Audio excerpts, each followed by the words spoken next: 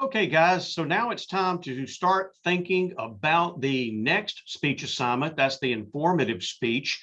I've already posted up a lecture video on informative speaking, so make sure that you watch that. But I want to go through the assignment. I want to go through some upcoming due dates. I think if you look at the assignment, you're going to see that it looks like there's a lot going on there. And there is, but it's really not to be confusing.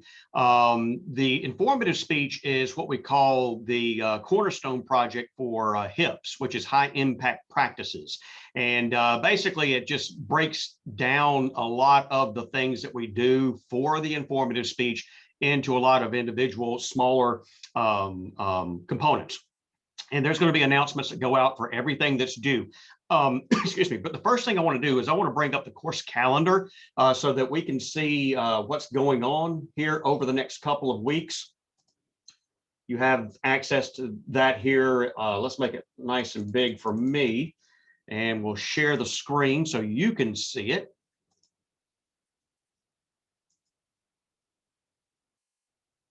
Okay. So as we take a look at the course calendar, let's scroll down to where we are with today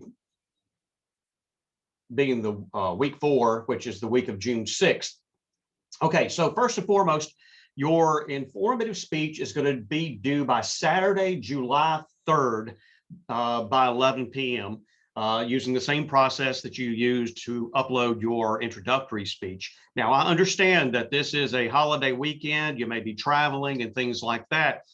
So I would certainly make sure that if you need to get your speech submitted early so that you don't miss the due date. Like I said, because I know it might be a busy weekend for some of us, but just keep in mind that it is due by July 3rd. Now, there's some other things that are going on over the next couple of weeks. First of all, the midterm exam opens up next week and will be open for you to take and submit. It'll be open all week, so just find you some time to sit down and take that. But some other things going on is the topic for your informative speech is due to be posted to the discussion board. And there's more detailed description in Blackboard, but your topics are due by Saturday, June 19th. So start thinking about topic selection for the informative speech. The rough draft of your outline for the informative speech is due Saturday, June 26th. And then, of course, we deliver the speeches on they're due to be submitted by July 3rd. Within there'll be a couple of other things that you have to do. There's a mid-project reflection, which is about 5 questions, like a little questionnaire that you'll need to submit. And there's a post-speech reflection that you have to submit as well. All these small things like the topic, the rough draft, the reflection questionnaires, you're getting 5 points for all of these things. And then the speech itself, the actual delivery is worth 125. So the entire project is worth 150 points total. Announcements will go out for all of these due dates. So make sure that you put all of these due dates in your calendar, especially when you get a notification so that you don't forget to do them. All right, so that said, let's actually go into the assignment because there's some new things here. You see, we'll go into assignments. All this text here that you see under the project assignment, really don't worry about a lot of that. It's just stuff academically we have to put in there. But let's click into the project, the speech. Okay, so under the informative speech assignment, we've got a sample outline, some general comments for you just to be aware of. The outline worksheet that we'll take a look at here in just a second. It's very similar to the introductory one, but you're going to find that we've added a few more details now as we develop the informative speech. There's our little file on vertical video syndrome. Simply, if you're recording with your phone, make sure that you're recording it horizontally. So I got a full field of view, not vertically like that. And then, of course, we have the informative speech assignment. Now, before we click into there, I just want to show you the other things that are here. Of course, this is the link that you will use to upload your speech when it's due. When you go to post your topic for approval, This basically just gives you the description or explanation of how to do that. You'll actually be posting the topic to the discussion board where I can reply back to it. Don't worry about this peer review of the rough draft. We're not going to do an actual peer review, but when you submit your rough draft, which you use this link right here to submit it, that's where you'll turn that in. The mid reflection that I mentioned is just a questionnaire that we'll complete in a couple of weeks. When it comes time for the final draft of your outline, you'll submit it here, and then there'll be a post speech reflection that'll be available as well. Let's go into the assignment. Okay, once again, we'll make it nice and big, and some of the things are similar to the introductory speech, and if they are, I'm not going to read everything in detail, but I do want to point out a couple of things that are very important for you to be familiar with when it comes to this assignment. All right, so first and foremost, as always with the summer classes, we are still following CDC protocol, so therefore the audience requirement is waived for the summer.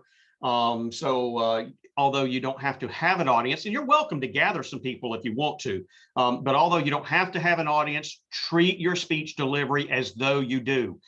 So we'll address delivery here in just a second.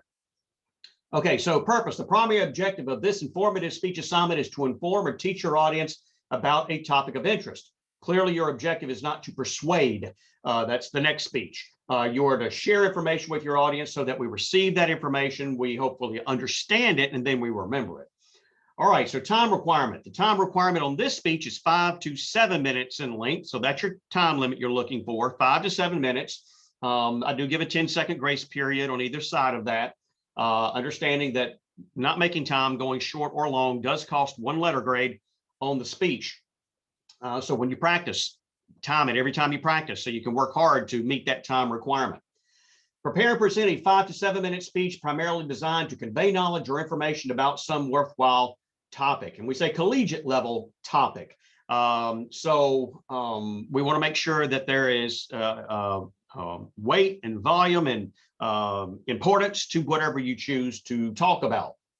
But you're playing the role of teacher here with this speech. Of course, in the sample speech section, there are sample informative speeches for you to watch and view as good examples. Let's talk about topic selection a little bit.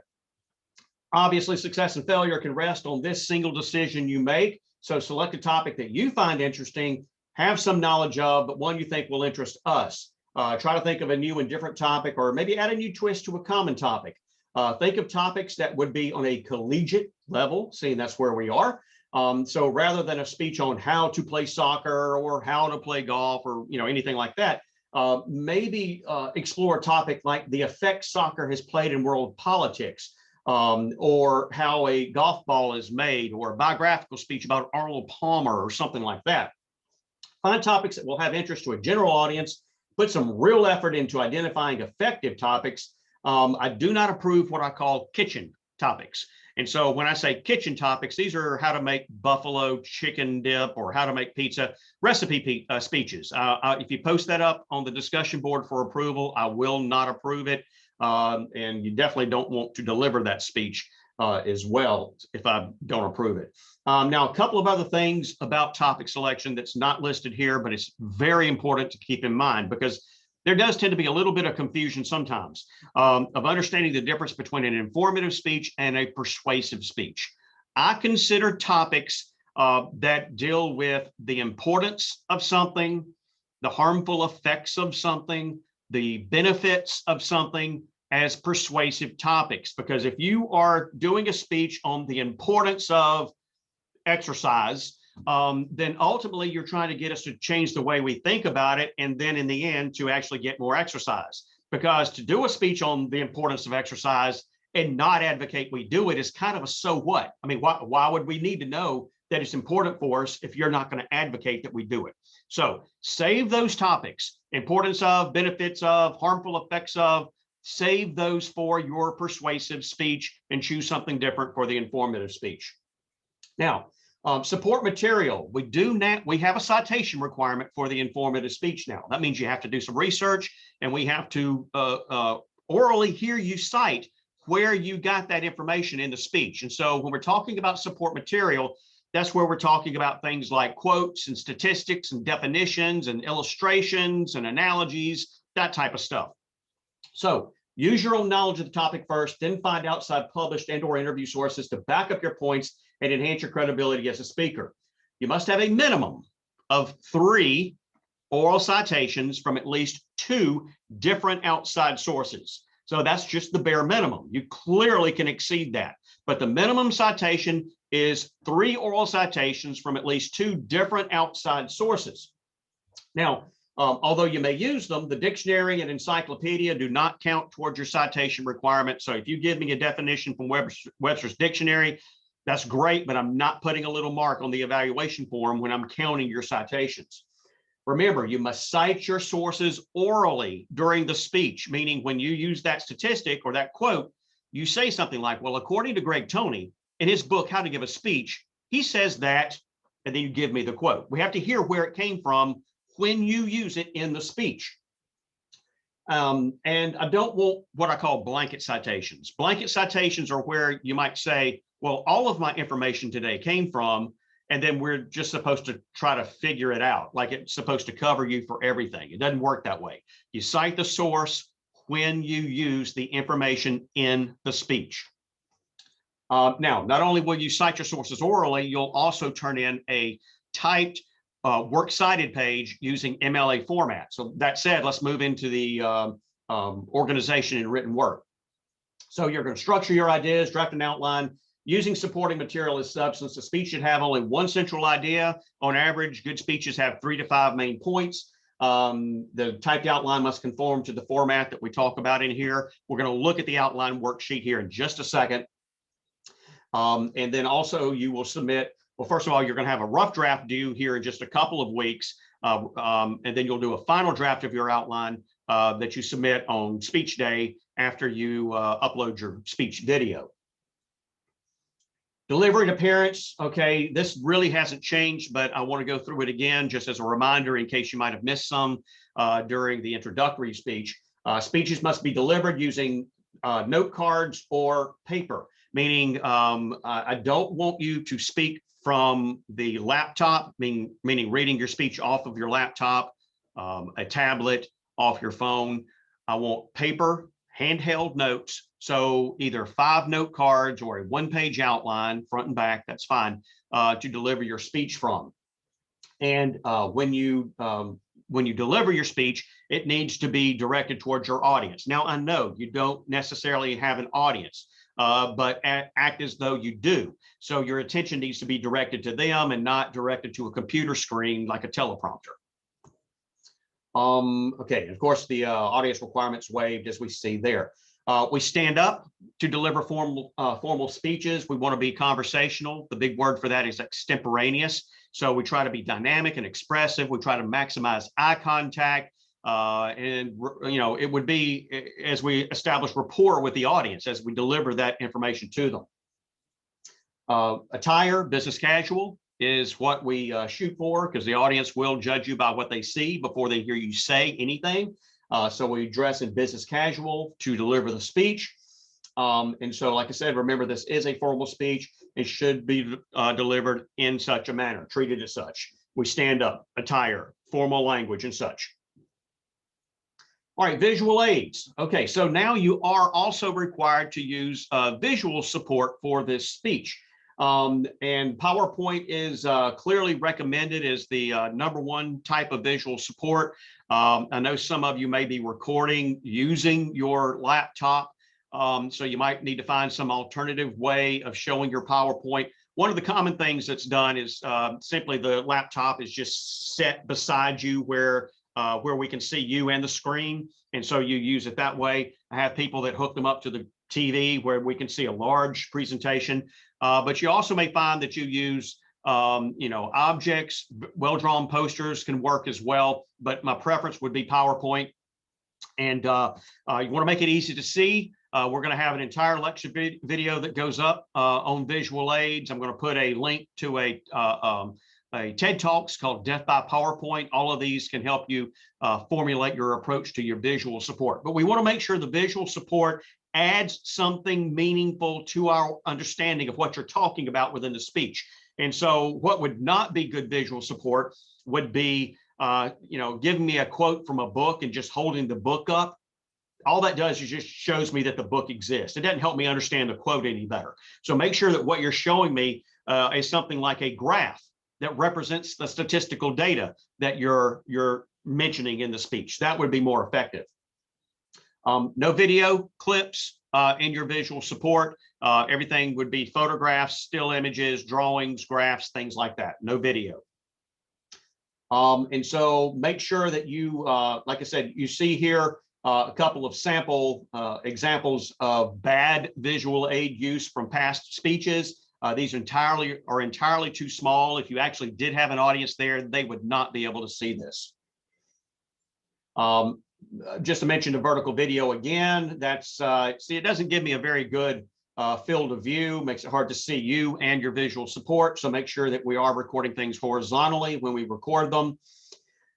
Submitting speeches for delivery. We've gone through the process now a couple of times with the attendance verification assignment and with the introductory speech. So you should know how to do that now. Just make sure you give yourself enough time to upload the video in case you have a slow internet connection or something goes wrong and you need to redo it. Okay, so evaluation. I'm using the rubric that is built into Launchpad. Actually, once I finish grading the introductory speeches, you'll be able to go back and see my comments by going back to where you uploaded your speech. Same thing will happen with the informative speech, persuasive speech as well. But the way this thing is broken down is the whole project is worth 150 points. And you'll see that the topic proposal, the topic being due June 19th, is worth 5 points. Rough draft due on the 26th of June, worth 5 points. The mid-project reflection questionnaire, 5 points. The final draft of your outline, 5 points. The actual speech delivery, 125 points. And the post-speech questionnaire, 5 points as well. All right, so what I'll do at the end is once you have, I've graded the speech, I'll multiply it by, 1.25, and that'll give me what actually goes into the grade book in Blackboard. All right, so if you have questions about that over the next couple of weeks, please either email me or post a question to the discussion board so that we can get those answered and make sure you're on the right path. Now let's go into the outline worksheet here. You can save this to your computer, print it out, however you want to use it, whatever works best for you. Once again, make it nice and big. Now you're going to see that for the most part, this looks just like the one for the introductory speech, but I've added some things here that I want to explain to you.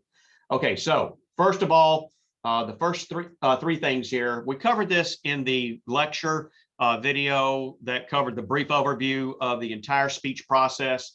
There's another one coming out soon that will revisit these, but the general purpose, you have three choices: to inform, to persuade, to entertain.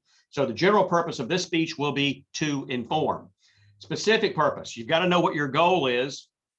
And so when it comes to one, turning in your outline and submitting your topic for approval, you're going to need to provide me with this specific purpose. And I've already started writing it for you. At the end of my speech, the audience will be able to, and then the next thing you write is going to be some kind of a measurable action. It's basically the results you want from us, your audience, after hearing your speech.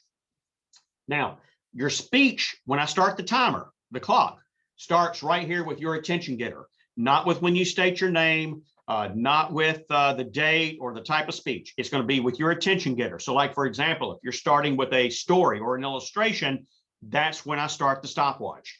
The attention getter is still one of the most important things because that's where we decide to listen or not. It needs to be creative, needs to be interesting. You need to put a lot of time into thinking about, how do I want to start this speech? Don't start your speech with the words, today I'm going to talk about. That does not make anybody want to hear what you have to say. Be creative here, put some thought and effort into the attention getter. Now, the next two things we have not used before. Credibility. That's the level to which we trust you and believe you as an audience. You've got to say something that shows you have the authority, the knowledge, the experience, the expertise to talk about whatever you're going to talk about. If you're doing your speech about various rodeo events and you've been barrel racing for 7 years, you tell us, I've been barrel racing for 7 years, and that would make us go, okay, they do rodeo. They probably know what they're talking about. In some cases, your credibility may just be the fact that I've been researching this for the last couple of weeks and I feel informed enough to teach you about it. If that's what you got, that's what you use. But you have to say something that makes us trust you and believe you more. Tie to the audience. This is where you're going to establish listening motivation. So here, you're going to say something that shows me why this topic is important to me, why I should listen. Why should I invest the next 5 to 7 minutes of my life listening to you? So you show me why it's important, why I need to learn this, how I may use this sometime in the future. That's what you do under the tie to the audience.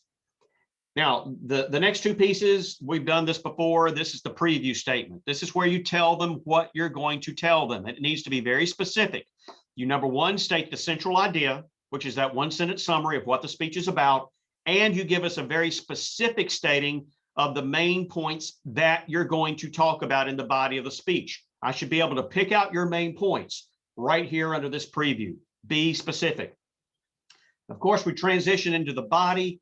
I've got places for main ideas and subpoints under those. You may have more or less. This is a worksheet. Add to it, take away, whatever's necessary. You may even have sub points. You break it down as far as you need to,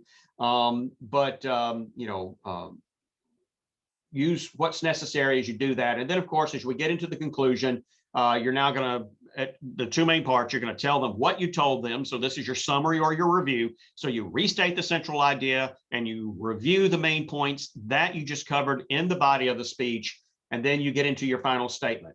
Your final statement is to your conclusion what your attention getter was to your introduction.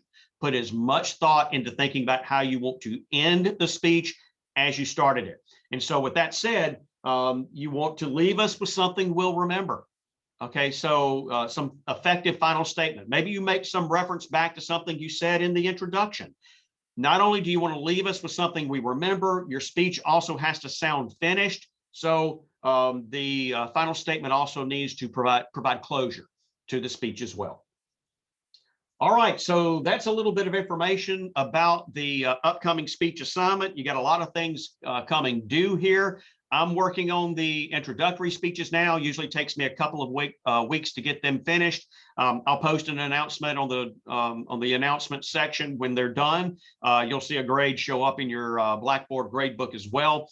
But make note of all these dates. Once again, speech topics are due by Saturday, June 19th. You don't have to wait. If you've got an idea for your informative speech, post it tomorrow. Get it approved so you can move forward, or we can have whatever conversation we need to have about it. But once you post your topic up for approval, follow up, because I will reply to all of them. Rough drafts of outlines due on Saturday, June 26th, and the speeches are due on Saturday, July 3rd. Busy weekend because it's a holiday weekend, so maybe get it done a little bit early. All right, so look for announcements from me, whether they be lecture videos or upcoming due dates. And if you have questions, email me or post them up on the discussion board. Let me see if I can stop sharing here. There we go. That's back to me. I hope that you guys got all of that. And if you have questions, let me know, and we'll talk to you later.